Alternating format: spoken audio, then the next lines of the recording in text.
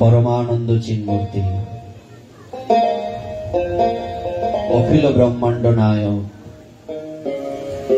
जगत अधिपति नदियानंद आनंद कंद सचिनंदन जगन्नाथ सुत नित्यानंदेर प्राणेर भाया नरहरिर चितचोरा विष्णु प्रियार प्राणनाथ लक्ष्मी प्रियार प्राणवल्लभ परमेश्वर भगवान श्री कृष्ण चैतन्य महाप्रभुर अपार अनुकंपाय मासव्यापी भागवतीय कथामृतेर अद्यकार এই अंतिम दिवसे और आनुष्ठानिक 7 दिन व्यापी भागवतेर अद्य अंतिम दिवसे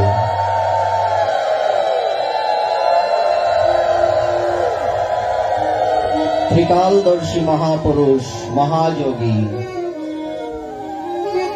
लोकनाथ ब्रह्मचारी बाबा महाराज जीर श्री चरण प्रांते आगत समागत दृश्यमान अदृश्यमान वैष्णव मंडली एवं आमार भक्तिमती मातृमंडलिया प्रत्येकेर श्री चरण कमले जानाई अगणित दंडवत प्रणति एवं गौर प्रीति और शुभेच्छा।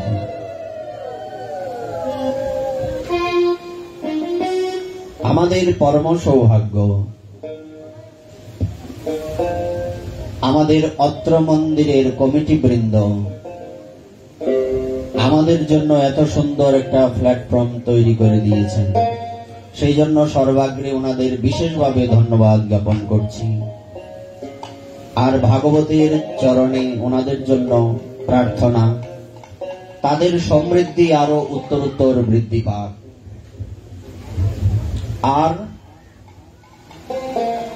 आरो विशेषभावे धन्यवाद एवं प्रणति ज्ञापन करछि समस्त भक्तबृंददेर।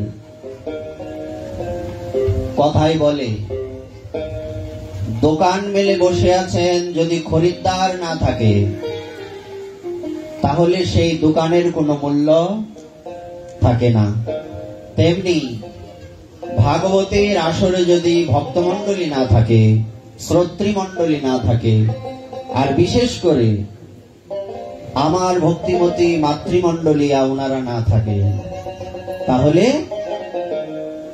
কখনোই এই অনুষ্ঠানের শ্রীবৃদ্ধি হবে না।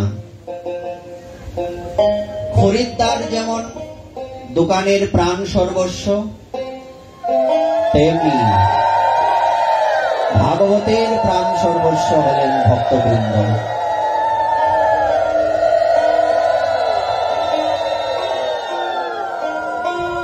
আরো বিশেষভাবে ধন্যবাদ জ্ঞাপন করি দূর দূরান্ত থেকে আগত ভক্তবৃন্দ, বিশেষ করে আপনারা সবাই চেনেন আমাদের অভয়চরণ ভাই আগেও এসছে, তাকে বিশেষভাবে ধন্যবাদ জ্ঞাপন করছি। আরো সবাই শান্তরা যারা এসছে সুদূর ফেনীর থেকে এসছে তারা, আপনারা সবাই তাদের জন্য আশীর্বাদ করবেন আর ভগবানের চরণে প্রার্থনা জানাবেন ওনারা যাতে আমরা সবাই সবাই এখানে আমরা নই, কমিটি বৃন্দ নয়, এখানে যারা কীর্তন করছেন তারাও নয়, যারা রয়েছে এখানে আমরা তারাও নয়, অনন্ত কোটি বিশ্ব ব্রহ্মাণ্ড একটা পৃথিবী নয়। আমরা যে পৃথিবীটাতে থাকি এত এত পৃথিবীর মধ্যে এটা সবচেয়ে ছোট। এই পৃথিবীর ব্রহ্মাজির মাথা কয়টা? মাত্র 4টে। এমনও পৃথিবী আছে লক্ষ মাথাওয়ালা ব্রহ্মা রয়েছেন। তো কত বড় পৃথিবী রয়েছেন। তো আমরা সবাই সমগ্র অনন্ত কোটি বিশ্ব ব্রহ্মাণ্ডের সকলের মঙ্গল কামনা করি ভাগবতের চরণে। এটাই সনাতন ধর্মের বিশেষত্ব। সনাতন ধর্ম আমাদের শিক্ষা দেন সনাতন ধর্মাবলম্বী ভালো থাকুন, এটা নয়। অন্য ধর্মাবলম্বী ভালো থাকুন শুধুমাত্র এটা নয়, এমনকি একটা কীট পতঙ্গ ভালো থাকুক। কেন? প্রত্যেকটা কীট পতঙ্গের মধ্যে ভগবান রয়েছেন, প্রত্যেকটা প্রাণীর মধ্যে, প্রত্যেকটা জীবের মধ্যে ভগবান রয়েছেন। তাই তো আমরা অনুষ্ঠানের যখন লিফলেট, ব্যানার ইত্যাদি তৈরি করি, হ্যান্ডবিল, ওখানে লেখা থাকে বিশ্ব মঙ্গলের জন্য, জগতের মঙ্গলের জন্য। আমরা এককভাবে কারো মঙ্গল কামনা করি না, জগতের সবার কল্যাণ হোক, সবার মঙ্গল হোক। একটু আগে যখন আপনারা কীর্তন করছিলেন, আরতি দর্শন করছিলেন, আমি এখানে দোষ দেখি তো সবার। মালাগুলি দেওয়া আছে না এখানে ভাগবতে, ছোট্ট একটা মাছি এর মধ্যে বসে আছে। বিষয়টা আমাদের ভালো করে শুনতে হবে। ছোট্ট একটা মাছি এখানে ঘুরে বেড়াচ্ছে। দেখুন এই মাছিটার কত সৌভাগ্য যে মাল্য ভগবানের গলে দেওয়া হয়েছে, সেই মালার মধ্যে সেই মাছিটা বসে আছে। এটা যেমন সৌভাগ্য, দুর্ভাগ্যও আছে। এটা আবার কেমন কথা? কতক্ষণ পরে এই মাছিটা আবার আস্তাকুরের মধ্যে বসবে, ডাস্টবিনের মধ্যে বসবে। নীতিশাস্ত্রে একটা শ্লোক রয়েছে, মক্ষিকা ব্রণমিচ্ছন্তি মধুমিচ্ছন্তি ষটপদা সজ্জনা গুণমিচ্ছন্তি দোষমিচ্ছন্তি বর্বরা। অর্থাৎ মক্ষিকা মানে মাছি, মাছি ব্রণ মানে ঘা, মাছি ঘা খুঁজে, মৌমাছি মধু খুঁজে। মাছির জীবনটা এখানেই সফলতা প্রাপ্তি হতো আরো, যদি এটা এই পর্যন্ত থাকতো। কিন্তু দেখা যাবে কি, এই মাছিটা আবার এখান থেকে গিয়ে নর্দমায় বসবে, ডাস্টবিনে বসবে, আস্থা করে বসবে। তেমনি আমার মতো নরাধমের একটা বৈশিষ্ট্য আছে। সেই বৈশিষ্ট্যটা হচ্ছে ভাগবতেও বসবো, আবার ভাগবত থেকে গিয়ে অন্যের নিন্দা করব, ভাগবত থেকে গিয়ে অন্যের ক্ষতি করব, ভাগবত থেকে গিয়ে অকাদ্য কুকাদ্য খাবো। এই মাছিটা আর আমার জীবনের মধ্যে কোনো পার্থক্য নেই। পার্থক্য আছে? নেই। তা আমরা মাছি হতে যাব না। যদিও এই মাছিটার সৌভাগ্য, সব মাছির সৌভাগ্য হয় না। কিন্তু একটা জিনিস আমরা যদি লক্ষ্য করি ভালো করে, তাহলে বুঝতে পারবো সব মৌমাছি কিন্তু মধুতে বসে, কোনো মৌমাছি কিন্তু নর্দমায় বসে না। আমাদের কটিয়াদি বাস স্ট্যান্ডে, যেমন কিশোরগঞ্জ যেতে যে বড় একটা ডাস্টবিন পড়ে, দুর্গন্ধ, জেলখানার মোড়, এটা কটিয়াদিতেও তৈরি হচ্ছে। ওখানে গিয়ে দেখবেন তো কোনো মাছি পাওয়া যায় নাকি মৌমাছি পাওয়া যায়? মাছি পাওয়া যায়, মৌমাছি পাওয়া যায় না। তো আমাদের কি করতে হবে? আগেই বলেছি, আমাদের মাছি হলে চলবে না, আমাদের মৌমাছি হতে হবে। যদি আমরা মৌমাছি হতে পারি, লুব্ধ ভ্রমর যেন চকর চন্দ্রিকা তেন, প্রতিব্রতা জনের যেন পতি, অন্যত্র না চলে মন যেন দরিদ্রের ধন, এই মতো প্রেম ভক্তি রীতি। কথাটা খুবই গুরুত্বপূর্ণ। লুব্ধ ভ্রমর, ভ্রমর কোথায় বসে? মধুতে। চকর চন্দ্রিকা তেন, চকর নামে একটা পাখি আছে, চন্দ্র সুধা পান করে, আর কিছু পান করে না। চাতক আমরা জানি, চাতক পাখির কথা। চাতক বৃষ্টির জল ভিন্ন অন্য কোনো জল পান করে না। চাতক যেমন মেঘের জল বিনে অহর্নিশি চেয়ে থাকে মেঘের ধ্যানে।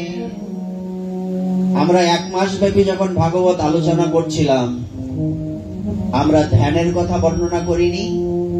যারা ছিলেন মায়েরা, ভাগবতটা কিন্তু আমাদের কি এইবার থেকে নতুন স্টার্ট হয়েছে। ভাগবতটা আমাদের জন্য একটা পরীক্ষার জায়গা। পরীক্ষা নেওয়া হয় না প্রতিদিন? প্রতিদিন জিজ্ঞাসা করা হয়, বলেন তো গতকালকে কি পাঠ হয়েছিল, আজকে আলোচনায় আপনি কি বুঝতে পারলেন, এগুলি বলা হয় না? আরেকটা বিষয় হচ্ছে, ভাগবত একটা আয়নার মতো, দর্পণের মতো। আয়নার সামনে দাঁড়ালে নিজের ত্রুটিগুলি ধরা পড়ে। তিলক করলাম, তিলকটা বাঁকা হলো নাকি সোজা হলো, সিঁদুরটা ঠিক জায়গায় পড়লো কিনা, মেকআপটা ঠিক মতো লাগলো কিনা, নাকি কোনো জায়গায় একটু বেশি লেগে আছে, ওইটা আবার ঠিক করতে হবে না। এটা কি ত্রুটি কিনা? আয়নার সামনে দাঁড়ালে যেমন ত্রুটি ধরা পড়ে, তেমনি ভাগবত রূপী দর্পণের সামনে দাঁড়ালে আমাদের হৃদয়ের ত্রুটি ধরা পড়ে। আমাদের ব্যক্তি জীবনের, পারিবারিক জীবনের, সামাজিক জীবনের, রাষ্ট্রীয় জীবনের, সর্বোপরি আমাদের অন্তরের মধ্যে কি সমস্যা আছে, এই সমস্যার সমাধান কি, এইসব জানার জন্যই ভাগবত। ভাগবত কিন্তু কোনো রঙ্গমঞ্চের জায়গা নয়। আমরা 1 মাস ব্যাপী ভাগবত শ্রবণ কীর্তন করেছি। আমরা ভগবানের গলে দেওয়া মাল্যের উপরে বসেছি, মুখ দিয়েছি, নাক লাগিয়েছি।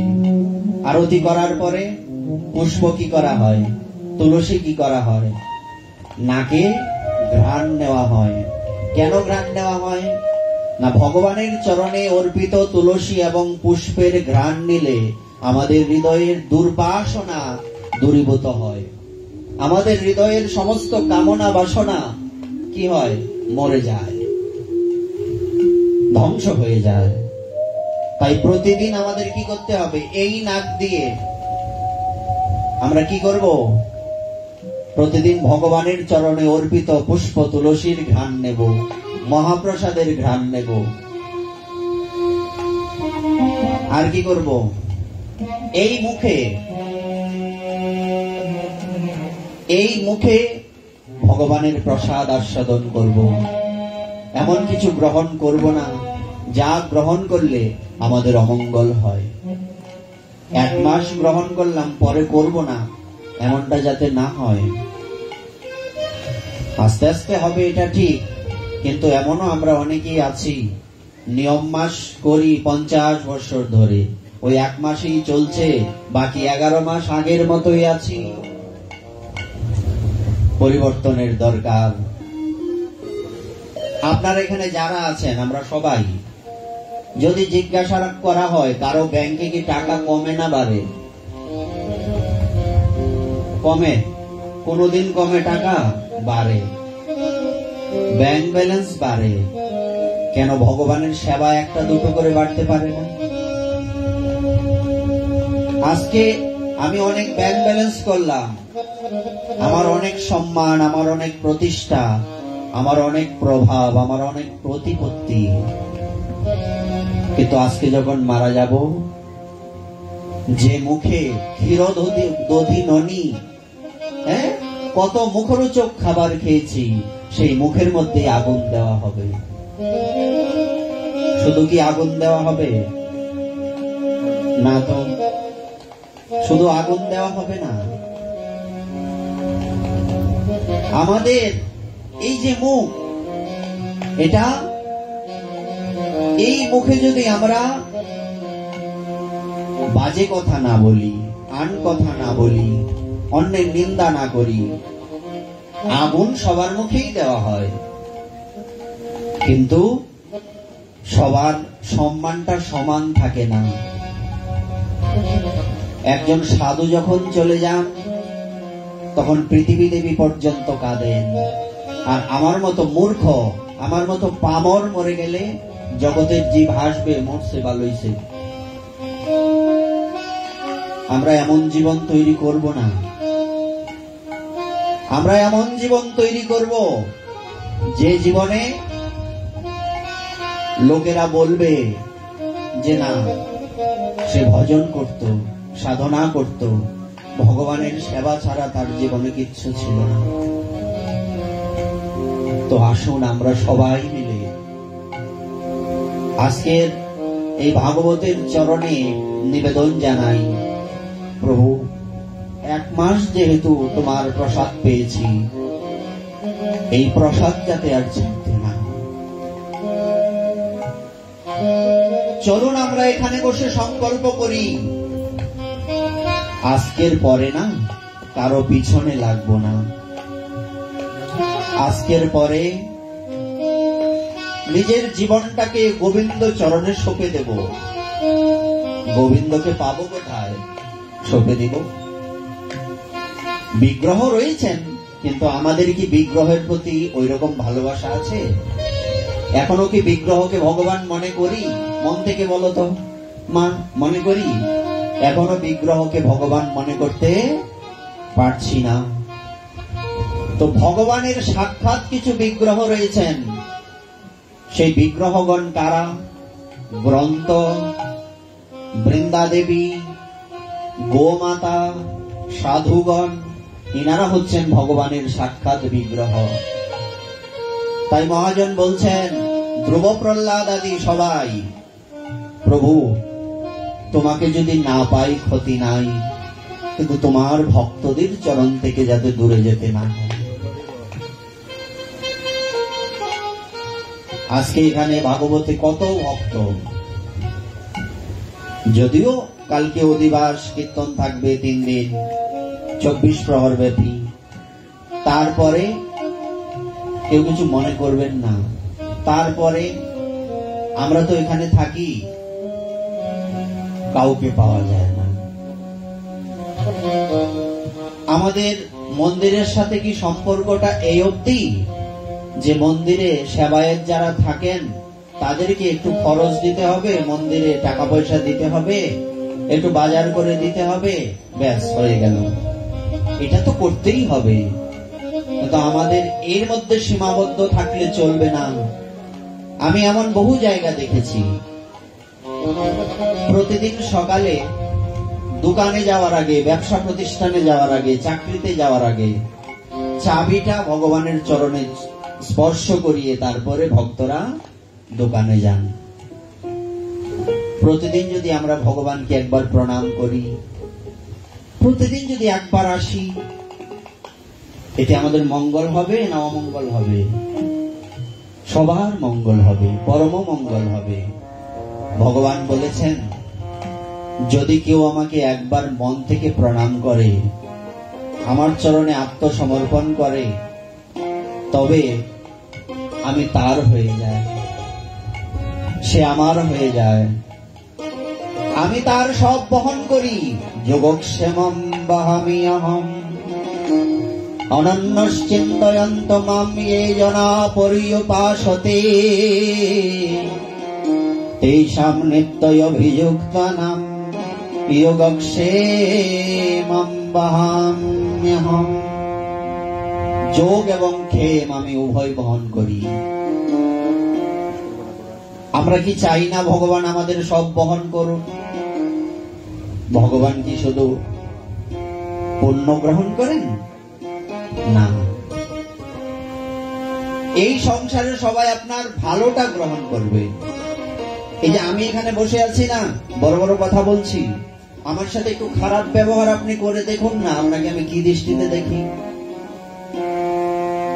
বাস্তব এটাই, অপ্রিয় সত্য। কিন্তু ভগবানের বেলায় এমনটা নয়। ভগবানের বেলায় কেমন?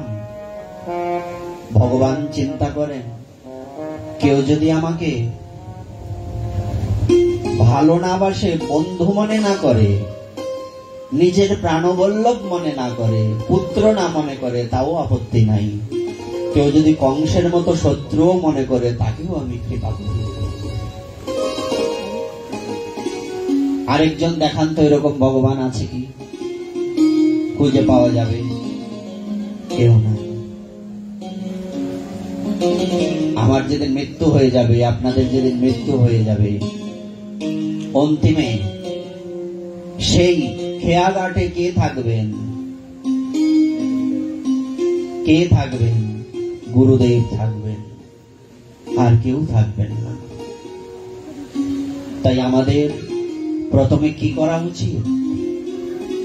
সদ্গুরুদেবের চরণাশ্রয় করা উচিত।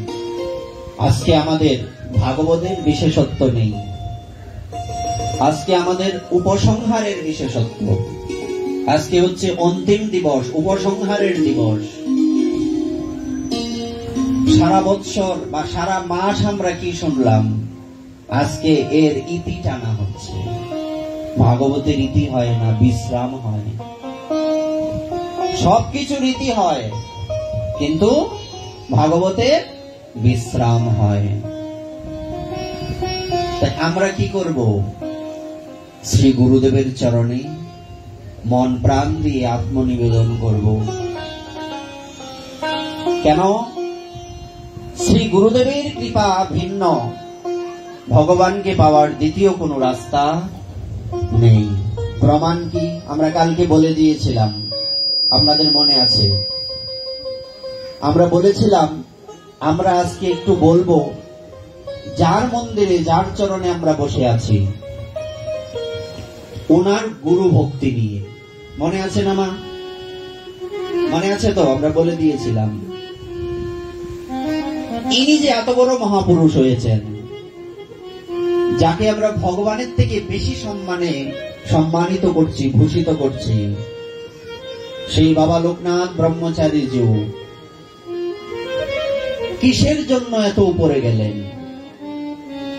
যেমন যদি কোনো ব্যক্তি খুব কম সময়ে ব্যবসা করে প্রতিষ্ঠিত হয়ে যায়, তখন যারা নবীন ব্যবসায়ী তারা তো তাকেই অনুসরণ করে না, গিয়ে বলে, ভাই দাদা, আপনার এত তাড়াতাড়ি উপরে উঠার বা উন্নতি আপনার যে হয়েছে, এর রহস্য কি?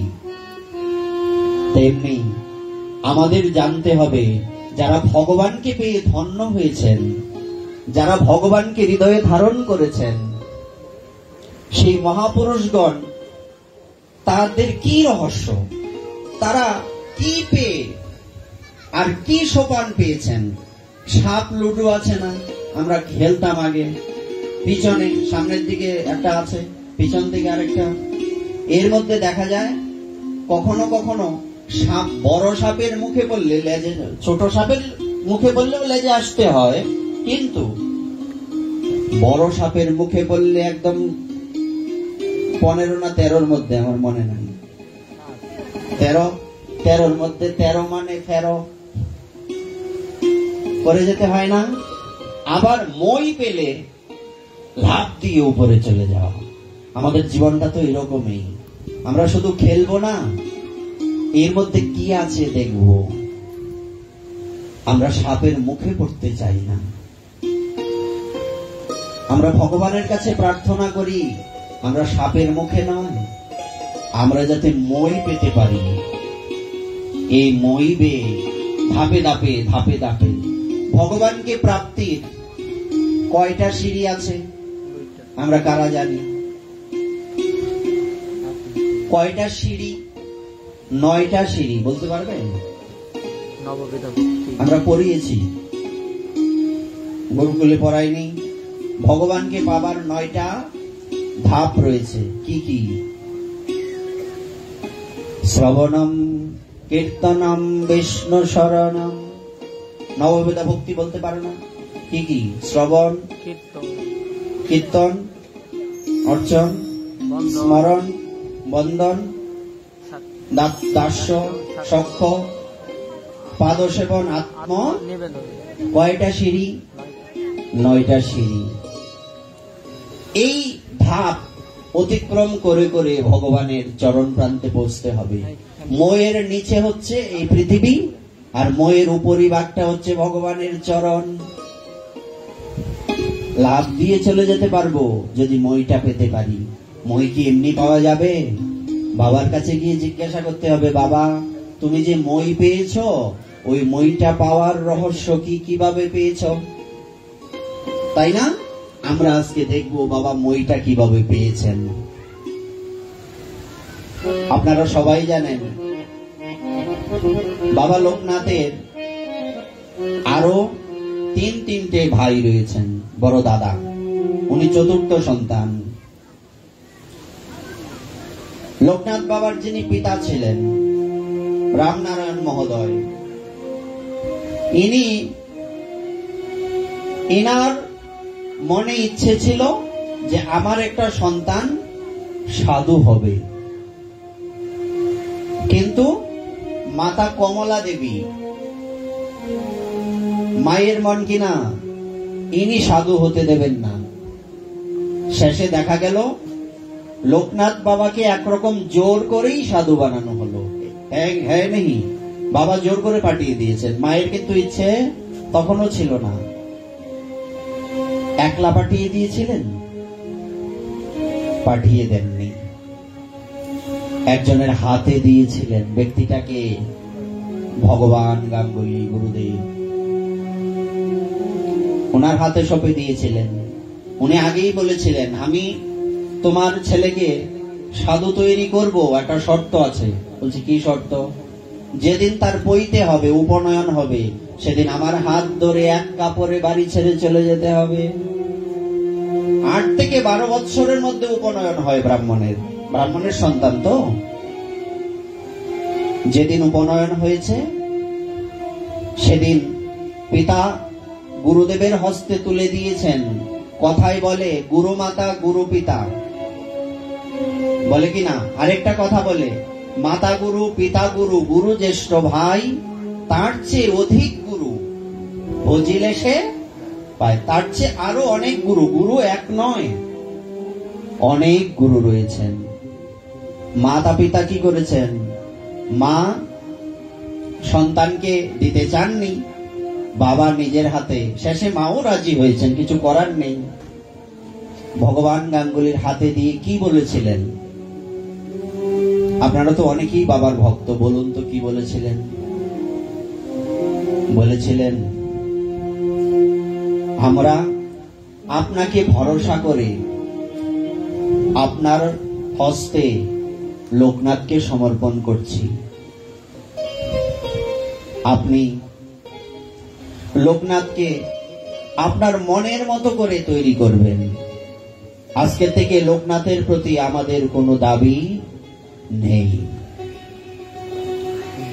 আমরা সবাই জানি বাবার যখন সিদ্ধি লাভ হয়েছিল তখন ওনার গুরুদেবের সিদ্ধি হয়নি।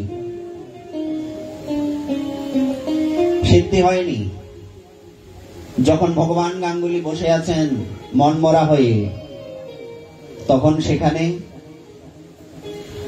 লোকনাথ বাবা বলছেন, গুরুদেব আপনাকে তো এতটা মনমরা কখনো দেখিনি, এত বৎসর আপনার সাথে আছি। আচ্ছা বাবা, একটা কথা বলুন, আপনার মন কেন খারাপ? বলছে, লোকনাথ তোমার সিদ্ধি হয়েছে, আমার এখনো সিদ্ধি হয়নি। তোমার দিকে দৃষ্টি দিতে গিয়ে, তোমাকে সাধু তৈরি করতে গিয়ে আমি আমার ভজনের দিকে দৃষ্টি দিতে পারিনি। এটা গুরুদেবের ত্যাগ। শিষ্যকে যদি গুরুদেব শিক্ষা দেন, যে সময়টা শিক্ষা দিলেন, ওনার ভজনের সময়টা কি নষ্ট হলো কিনা?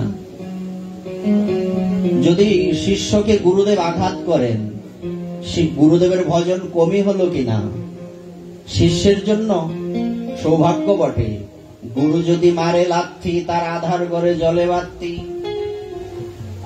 কিন্তু যিনি লাথি মারলেন, ইনার তো ভজনের ক্ষতি হলো। ভগবান গাঙ্গুলি কি কোনোদিন লোকনাথ বাবাকে শাসন করেননি? কি বলেন? করেছেন তো, শাসন করেছেন, তার দিকে দৃষ্টি দিয়েছেন। যদিও একজন ছিলেন না, 2 জন শিষ্য ছিলেন, বেনি মাধবও ছিলেন, 2 বন্ধু। বন্ধু যদি হতে হয় লোকনাথ বাবার মতো হও। আর প্রকৃত বন্ধু যদি খুঁজতে চাও, বেনি মাধবের মতো চালাক হও, নয়তো উল্টা পাল্টা বন্ধু মিলে যাবে, জীবন বরবাদ হয়ে যাবে।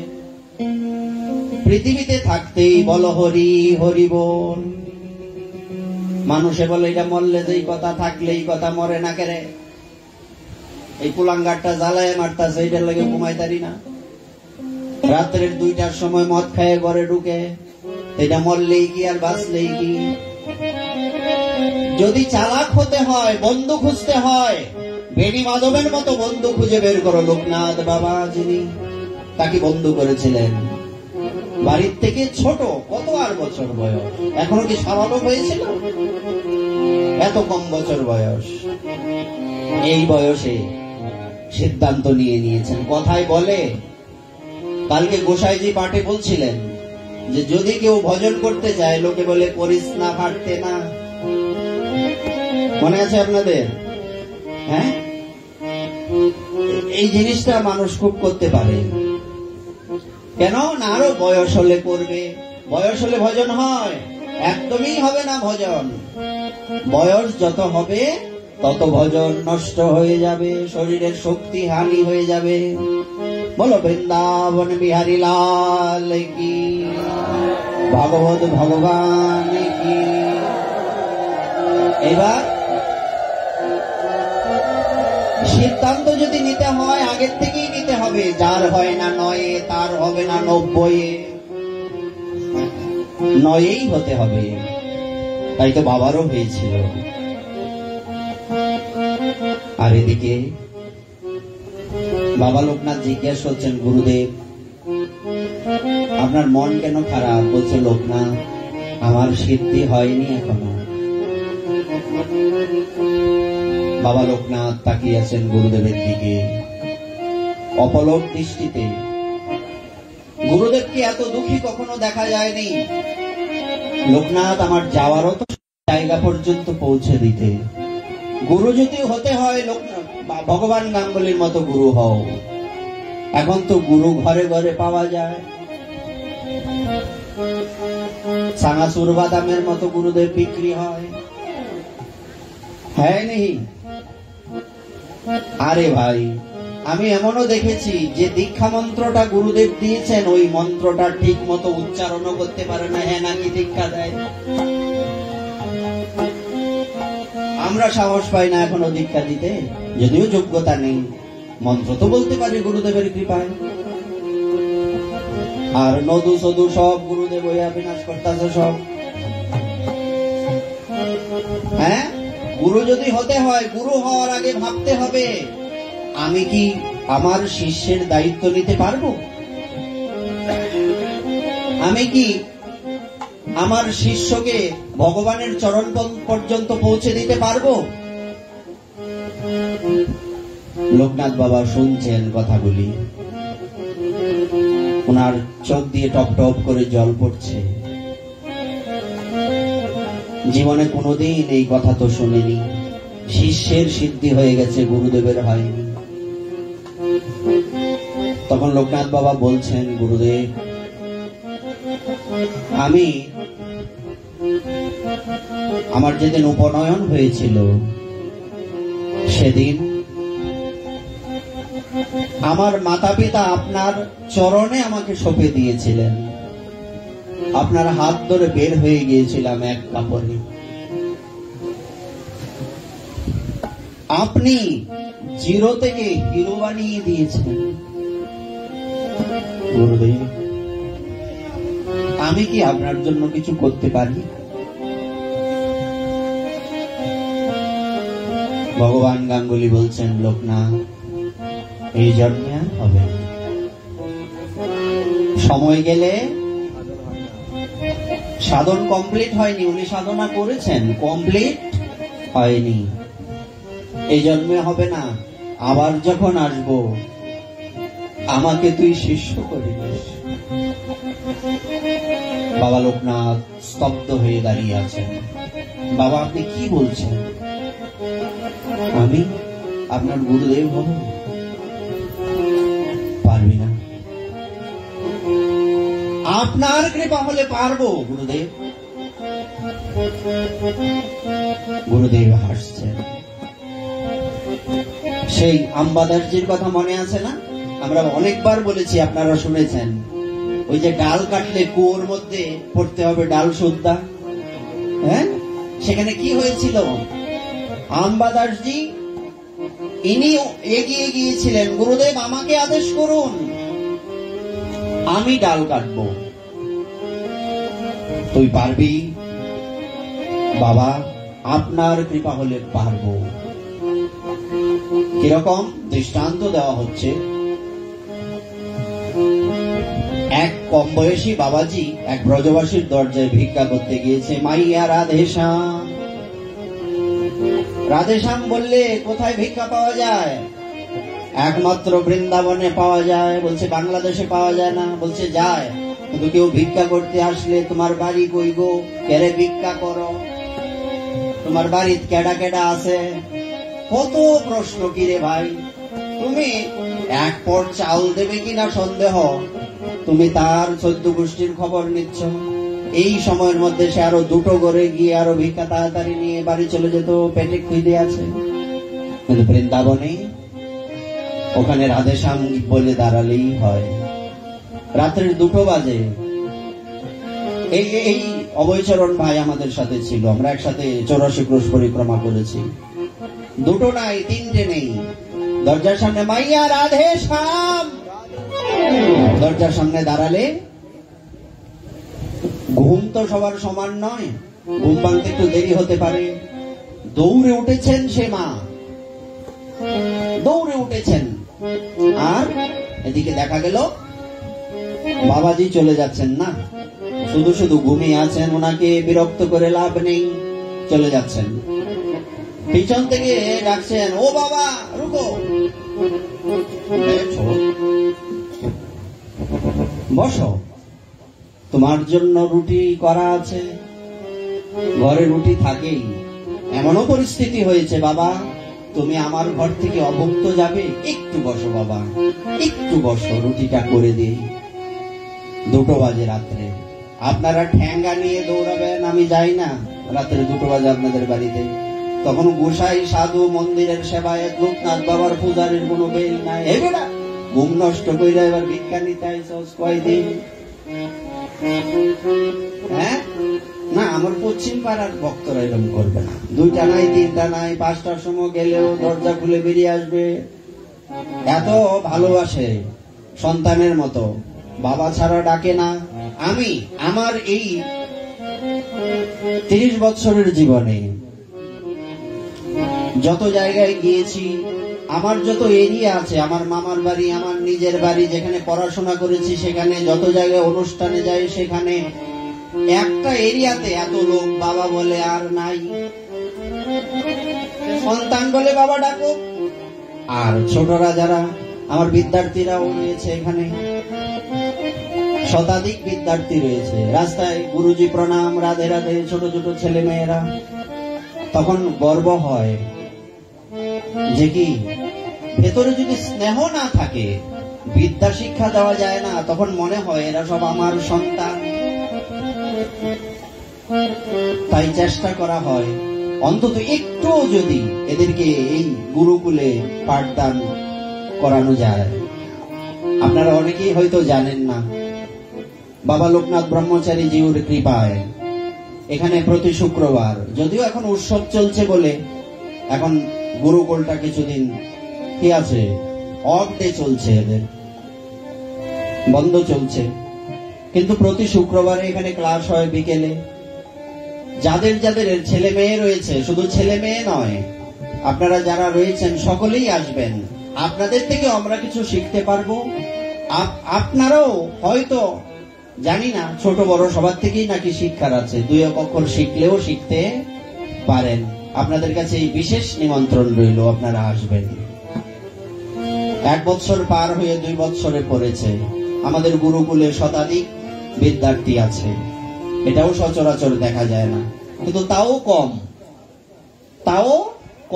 এই এরিয়াতে যত ঘনবসতি আছে, সেই তুলনায় আমাদের বিদ্যার্থী কম কিনা?